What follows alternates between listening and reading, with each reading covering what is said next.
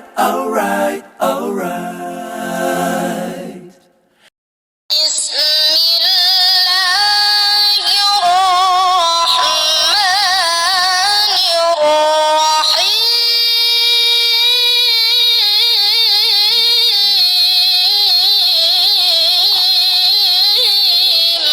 A'udzu billahi minasyaitonir rajim. Bismillahirrahmanirrahim. Alhamdulillah, pada sore ini kita bisa melanjutkan tadarusan. Tadi sudah kita baca bersama, kita dengarkan, kita simak. Alhamdulillah, pada hari ini juga kita bisa melanjutkan apa yang disebut tadarusan. Tadarusan itu sama-sama darus. Ada satu yang membaca, ada satu yang menyimak, gantian. Itu namanya tadarusan. Kalau sendiri itu namanya membaca Al-Quran, qiraah. Nah, pada sore ini kita membaca surat Ar-Rum. Di dalam surat Ar-Rum ini ada suatu ayat yang menjelaskan tentang kemahasucian Allah. Fasubhanallahi hina tumsuna wa hina tusbihun.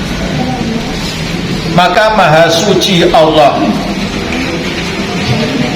Allah maha suci. Hina tumsuna, ketika mereka masuk waktu sore. Wa hina tusbihun, dan ketika mereka masuk waktu pagi. Jadi Allah itu maha suci. Allah subhanahu wa ta'ala ini menjelaskan bahwa Allah itu maha suci. Kesucian Allah itu tentu tidak sama dengan kesucian kita. Kesucian Allah itu tidak sama dengan kesucian makhluknya.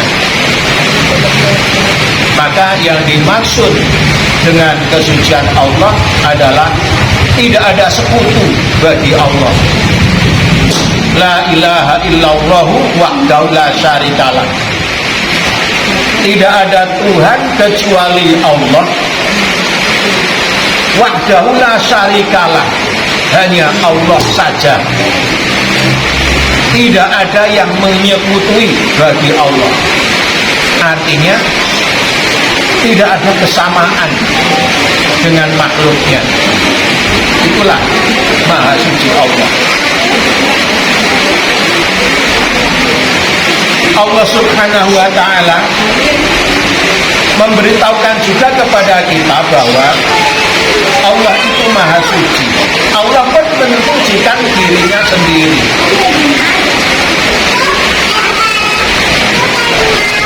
Kesucian Allah ini diberitahukan kepada hambanya,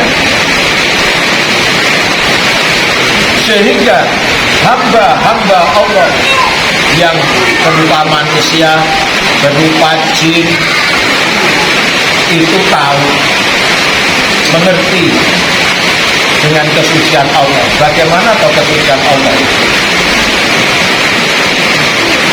Hingga akhirnya yang disebut hamba Allah ini ada malaikat, ada jin, ada manusia, banyak juga yang bertasbih di waktu pagi, bertasbih di waktu sore. Maka ketika makhluk-makhluk Allah itu bertasbih di waktu pagi dan bertasbih di waktu sore, pada saat itu Allah diakui oleh hambanya sebagai yang maha suci.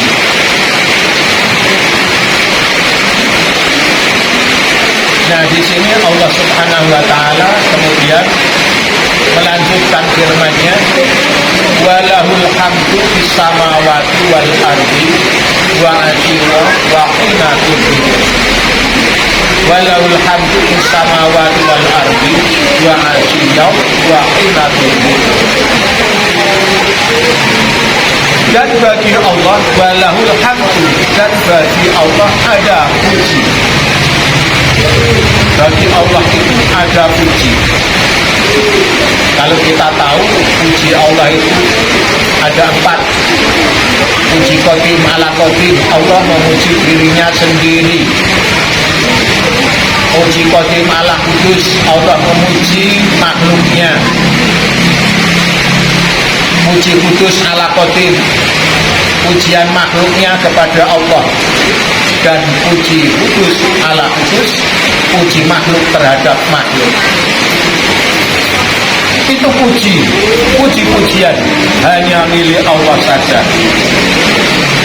Maka Allah lah yang paling berhak dipuji atas segala ciptaannya di langit dan di bumi.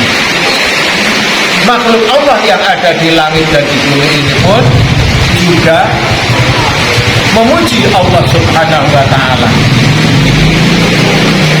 Makhluk Allah itu memuji Allah pada saat pagi, pada saat siang, pada saat sore, pada saat malam. Hingga dikatakan oleh, disabdakan, difirmankan, bukan disabdakan, difirmankan oleh Allah Subhanahu wa ta'ala, wa asyiyau wa hina tudhirun. Pada saat malam, pada saat siang. Saat malam, ya, maghrib, isya, subuh. Saat siang, duhur dan asar. Maka pada saat itu banyak makhluk-makhluk Allah yang memuji Allah Subhanahu wa ta'ala. Dan sekarang Allah itu siapa? Allah itu siapa? Allah ini adalah yang maha kuasa. Allah itu yang maha mencipta. Allah itu yang maha memberi. Allah itu yang maha mengadakan. Yang maha mengadakan. Kita tahu kalau Allah itu mengadakan, yang maha mengadakan berarti Allah tidak diadakan. Kalau Allah itu yang maha memberi, berarti Allah itu tidak diberi. Kalau Allah itu maha mencipta, berarti Allah itu tidak diciptakan. Kalau di dalam ayat Al-Quran ini dijelaskan, yukhrijul hayya minal mayyiti wa yukhrijul mayyita minal hayyi wa yuhyil arda ba'da mautiha wa kadzalika tukhrajun. Allah itu yang mengeluarkan makhluk yang hidup ini dari yang mati. Yang mengeluarkan makhluk yang hidup ini dari yang mati. Mengeluarkan yang hidup dari yang mati. Dan mengeluarkan yang mati dari yang hidup. Itu Allah. Saya ulangi, ada di sini yukhrijul hayya minal mayyit wa yukhrijul mayyita minal hayy wa yuhyil arda ba'da mautiha. Jadi Allah itu yang mengeluarkan yang hidup dari yang mati, dan yang mengeluarkan yang mati dari yang hidup, dan yang menghidupkan bumi setelah bumi itu mati. Itu Allah. Mengeluarkan yang hidup dari yang mati itu siapa? Siapa yang dikeluarkan? Atau apa yang dikeluarkan? Kalau dikatakan siapa yang dikeluarkan, ya tentunya yang dikeluarkan dari yang mati itu adalah manusia. Manusia itulah yang dikeluarkan dari yang mati. Manusia hidup berasal dari benda yang mati. Apa benda yang mati? Sari-sari tanah. Secara kenyataan benda yang mati. Secara biologi juga benda yang mati. Sari-sari tanah. Sari-sari tanah itu dibawa oleh tetumbuhan. Memang Allah menciptakan tetumbuhan itu menyerap sari-sari tanah, kemudian sari-sari tanahnya diserap oleh tetumbuhan, dan tetumbuhan ini kemudian dimakan oleh manusia. Manusia dikeluarkan dari yang mati. Sari-sari tanah setelah ada di tetumbuhan dimakan oleh manusia. Di dalam diri manusia ini diproses, ada yang diproses menjadi hormon, ada yang diproses menjadi darah, ada yang diproses menjadi hal-hal yang lain. Nah, ada juga yang diproses menjadi benih manusia. Yang diproses menjadi benih manusia itulah yang dikeluarkan menjadi yang hidup. Kita semua ini hidup diproses dari yang mati. Apa tadi yang mati? Yaitu sari-sari tanah. Jadi kita itu sebagai yang hidup dikeluarkan dari yang mati. Setelah dimakan oleh seorang, maka di dalam diri orang itu menjadi benih manusia. Setelah menjadi benih manusia, kemudian akhirnya bertemu antara benih dari laki-laki dan benih dari perempuan, kemudian dikandung oleh seorang ibu. Akhirnya setelah 9 bulan lahirlah anak yang hidup dari kandungan ibu. Maka di sini disebutkan yuhrijul hayya minal mayyiti. Allah lah yang mengeluarkan yang hidup itu dari yang mati.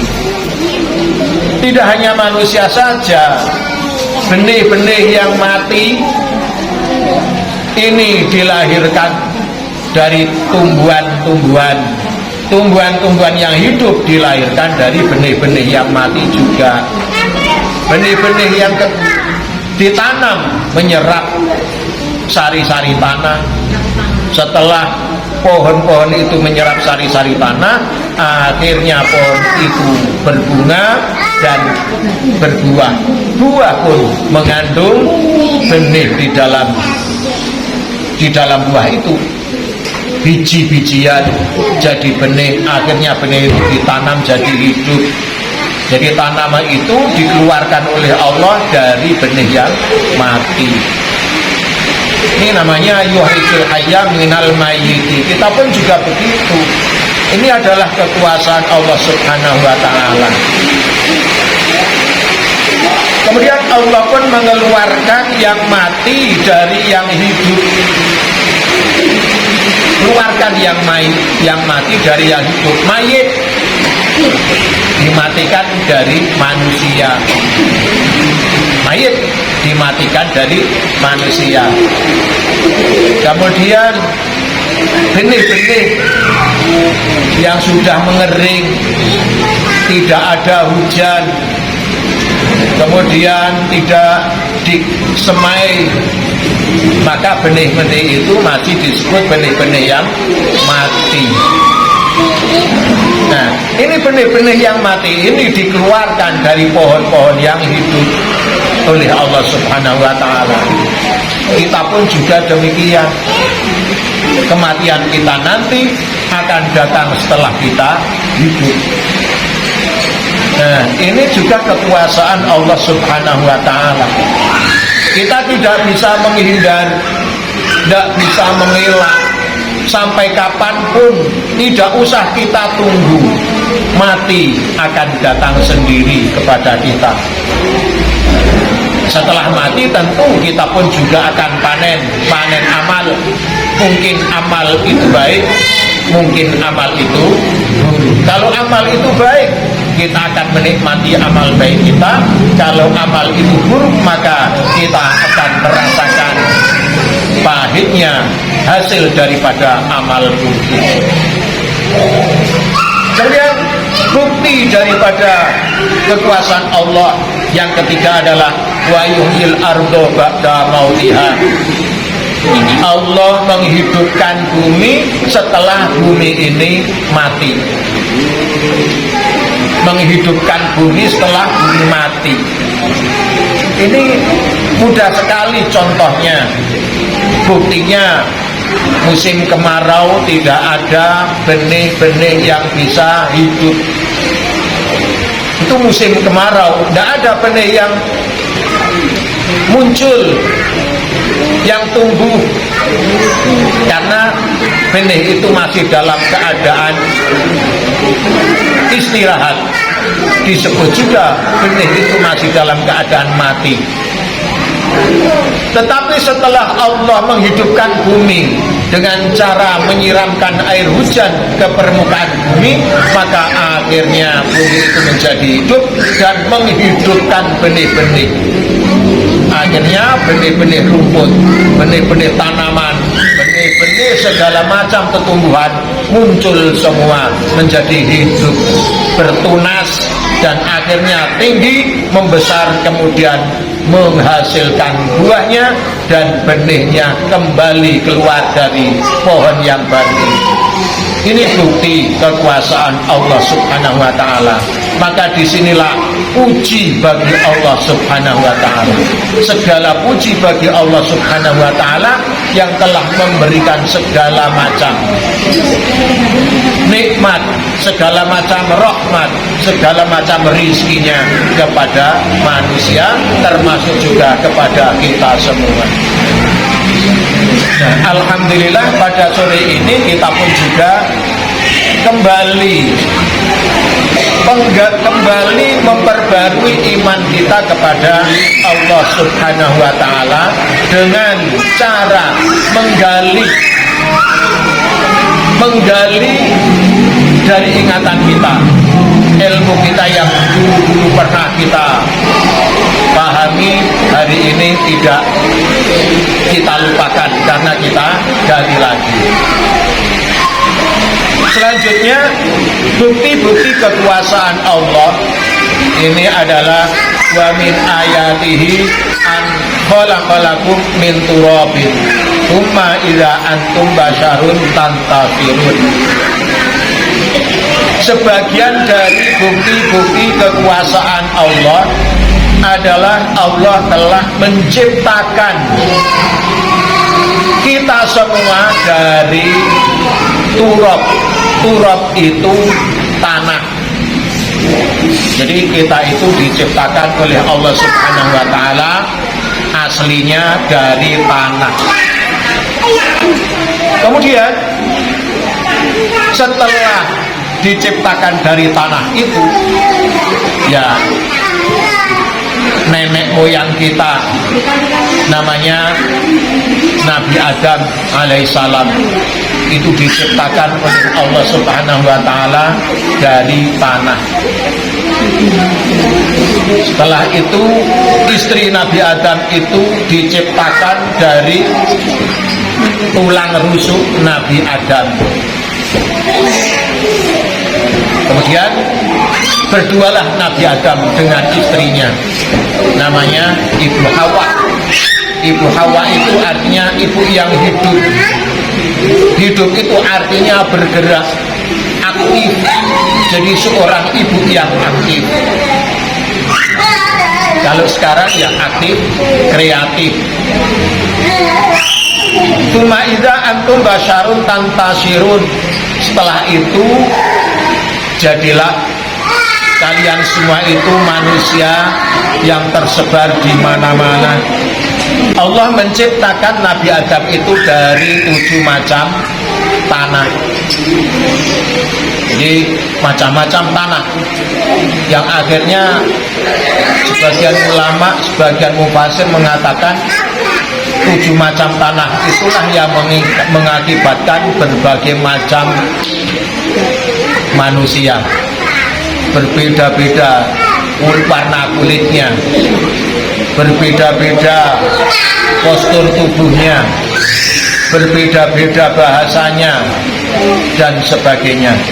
itu karena diciptakan dari 7 macam tanah, termasuk juga berbeda-beda karakternya, berbeda-beda apa namanya itu, pemikirannya. Jadi 7 macam tanah itu mempunyai pengaruh menyebabkan perbedaan manusia, berbeda dalam segala macam hal. Tidak ada manusia itu hanya satu bentuk, tidak ada manusia itu hanya satu pemikiran, tidak ada manusia itu hanya satu bangsa, tidak ada manusia itu hanya satu karakter. Itu sebabnya Allah telah menciptakan Adam dari 7 macam tanah.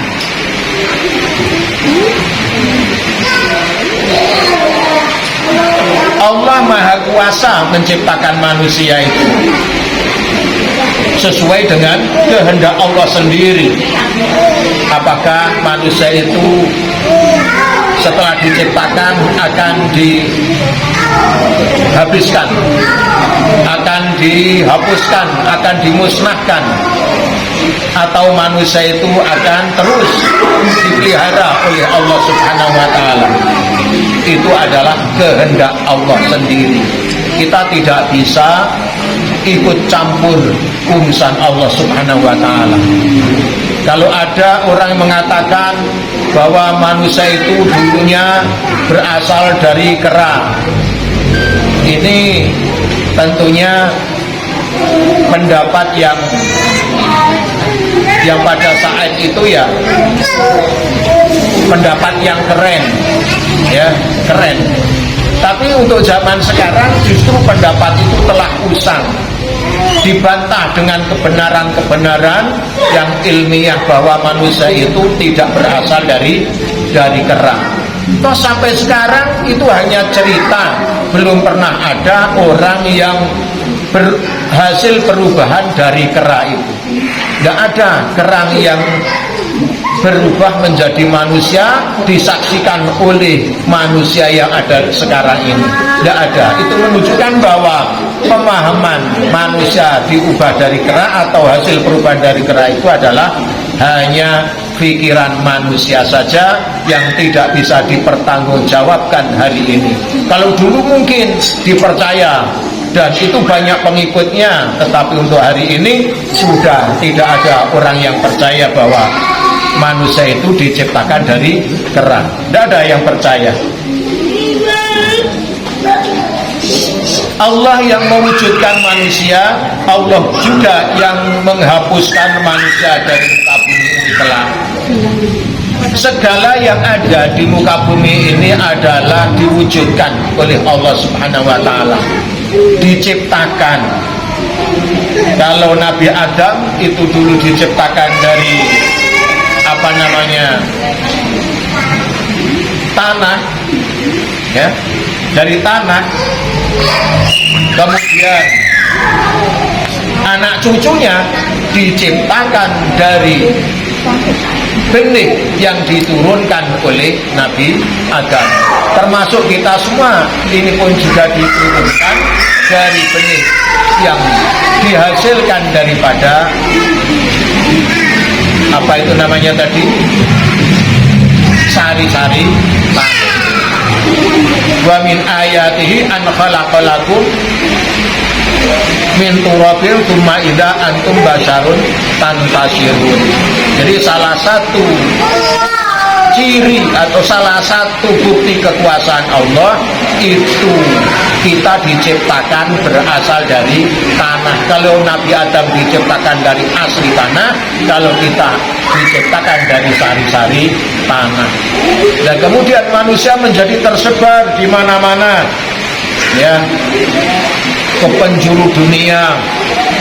Bisa ada manusia yang cerdas, ada manusia yang tidak cerdas, ada manusia yang akalnya tinggi sekali, ada manusia yang imajinasinya tinggi sekali, ada manusia yang bisa membuat ini dan itu, membangun gedung-gedung yang tinggi, bikin pesawat, bahkan sampai hari ini ada orang yang bikin setiap orang punya HP namanya handphone. Ini kan merupakan kekuasaan Allah Subhanahu wa Ta'ala. Allah memberikan kekuasaan kepada manusia. Manusia diberi kemampuan ilmu yang seperti itu tingginya. Ini menunjukkan bahwa yang menciptakan manusia itu sangat tinggi ilmunya. Makanya disebut Al-Alim, Allah yang Maha Alim. Selanjutnya, wa min ayatihi an khalaqalakum min anfusikum azwajan litaskunu ilaiha wa ja'ala bainakum mawaddatan wa rahmah inna fi dzalika laayatil liqaumin yatafakkarun. Sebagian daripada bukti kekuasaan Allah adalah Allah itu telah menciptakan kita semua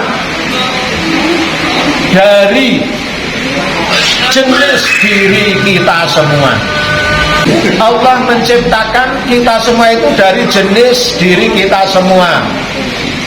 Allah menciptakan kita dari melalui bapak kita, melalui ibu kita. Itu namanya khalaqalakum min anfusikum. Kita diciptakan dari jenis diri kita semua. Allah pun menciptakan istri suami kita pun juga dari jenis diri kita semua, sesama manusia. Saya diciptakan dari manusia, istri suami kita pun juga diciptakan dari manusia.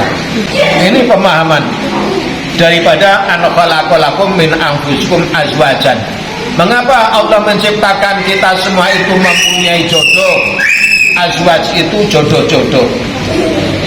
Istri kita diciptakan dari orang, suami kita juga diciptakan dari orang, kemudian menjadi berjodoh-jodoh. Bismillahirrahmanirrahim. Subhanakallahumma wa bihamdika asyhadu an la ilaha illa anta astaghfiruka wa atubu ilaik. Allahumma arinal haqqa haqqan warzuqna ittiba'ah wa arinal batila batila warzuqna ijtinabah. Rabbana atina fid dunya hasanah wa fil akhirati hasanah wa qina adzabannar. Wa sallallahu ala sayyidina Muhammadin wa ala alihi wa sahbihi wa sallam walhamdulillahi rabbil alamin. Amin. Assalamualaikum warahmatullahi wabarakatuh.